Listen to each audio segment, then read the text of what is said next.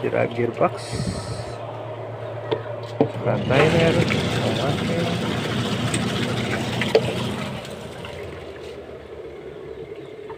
Yan, pag may kalawang na yung dulo niyan, hindi mo nang palitan kasi masisira yung motor mo pagka hindi mo siya pinalitan.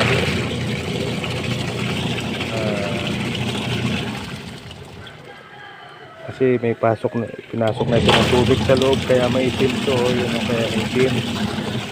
Okay.